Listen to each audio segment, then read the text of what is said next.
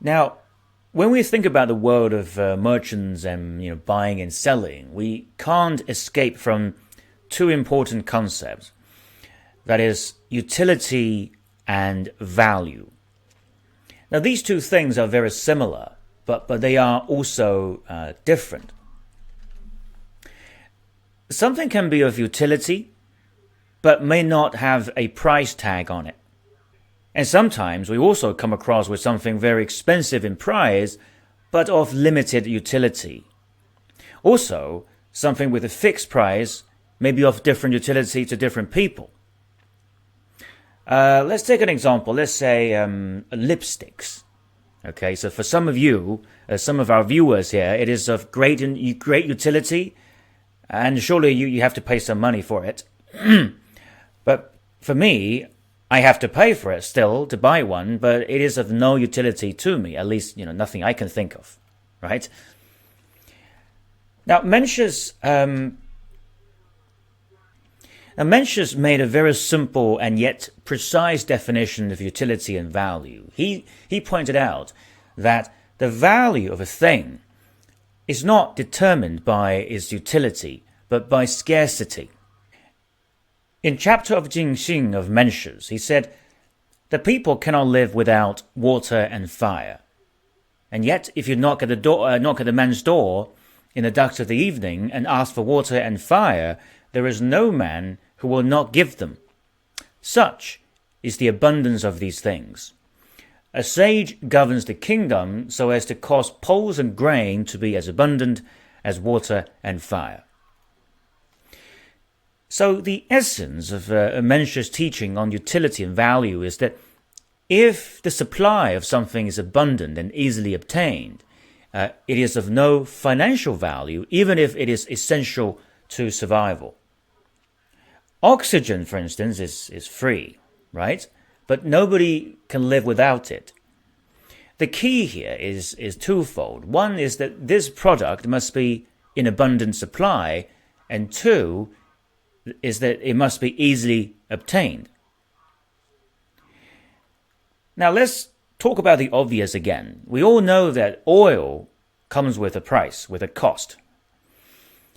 If we, after considering the fluctuation in OPEC oil supply and in the value of dollar, oil is definitely far from free commodity. In the last 70 years, oil price has increased from below $20 per barrel in 1940s to over $60 per barrel today, with its peak at over $160 per barrel around 2010. However, this may give you the impression that we're running out of oil and it is a scarce resource. In fact, the world total known oil reserves is around 1,730 billion barrels, and that is enough to last another 50 years, because the world uses 95 million barrels per day. But this is only proven reserves. Only proven reserves are counted in a total world reserves. Beyond the Arctic Circle, there is estimated 90 billion barrels of undiscovered oil deposit. So given the abundant reserves of oil, why is oil so costly? Well, the answer is quite obvious. We cannot just simply go over to the Arctic Circle and start shoveling, oil out of the ice. It's not easily obtained, even there is so much of it. So the discussion of Mencius on utility and value shows his wish, to make necessity of life as abundant as possible, so as to reduce the financial cost of living. That is Mencius' point. Now, in the diagram, we have price, which is a value on the vertical axis, and a quantity on the horizontal axis. So we can model the supply of goods and services by an upward sloping curve. We call it supply 1. And so this means that when price is higher, producers will be willing to supply more. The downward sloping curve represents demand, which means that demand increases as the cost is reduced. Now, when these two curves meet each other, we have a market equilibrium with a price level at P1 and quantity of goods and services at Q1. So what Mencius means by higher supply is higher supply at all levels of price. So this is represented by a rightward shift of the supply curve. Now with the new supply curve, supply 2, there is a new market equilibrium where market price is at P2 and the quantity of goods and services is at Q2.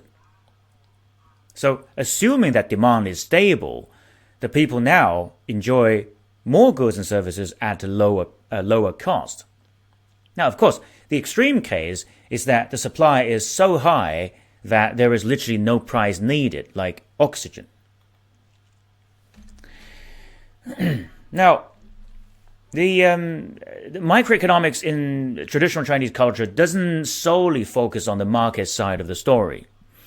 The ultimate purpose of lowering the cost of living is, in fact, to promote virtues among the people. Because when resources are scarce, the obtaining of resources leads to competition, so that virtue and social principle is likely to be abandoned. In Bangu's description of the origin of society, which we examined in detail in Lecture 2, the insufficiency of nourishment leads to warring spirit.